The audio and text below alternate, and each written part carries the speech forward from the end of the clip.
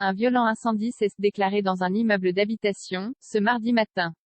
Plusieurs procédures avaient déjà été engagées dans le passé à l'encontre du propriétaire, afin de faire respecter la réglementation en matière de salubrité et de sécurité publique, précise la mairie.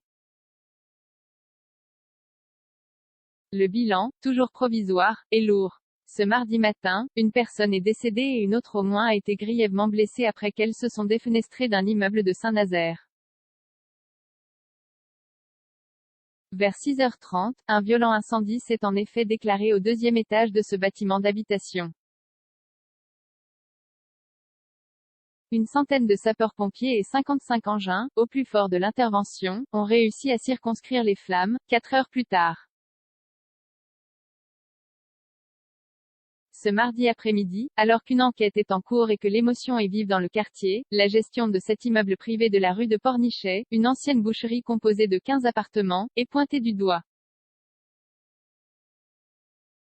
Je suis à la fois triste et en colère, a réagi David Samzoun.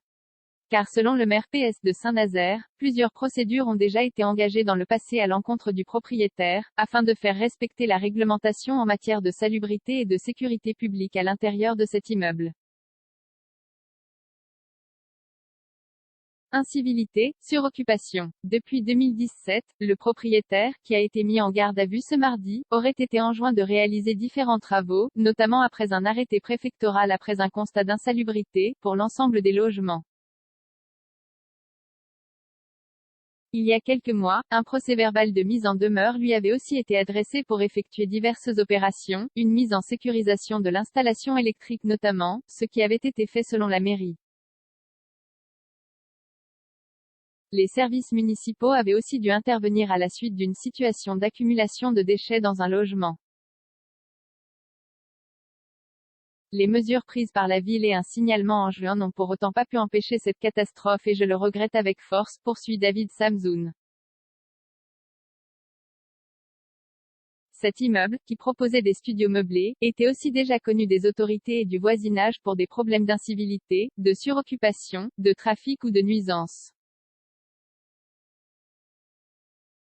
Ce midi, la préfecture indiquait étudier les solutions de relogement pour ses occupants. Des riverains avaient écrit à la procureure. Une enquête pour homicide involontaire et blessures involontaires a été confiée à la police judiciaire, a annoncé la procureure de Saint-Nazaire, Sylvie Canovas-Lagarde. Des auditions de témoins, riverains et occupants de l'immeuble, sont en cours, mais les recherches d'éventuelles autres victimes ont été interrompues, a-t-elle précisé en fin de journée. Mais début juillet, une trentaine de riverains avaient adressé un courrier à la procureure de Saint-Nazaire dans lequel ils s'inquiétaient du drame potentiel que pourrait engendrer un incendie dans cet immeuble, où misère et délinquance, notamment liée à la drogue, se côtoient. 0 commentaire, 0 partage, partagé sur Messenger, partagé sur Facebook, partagé sur Twitter, partagé sur Flipboard, partagé sur Pinterest, partagé sur LinkedIn, envoyé par mail, sauvegarder une faute, imprimé.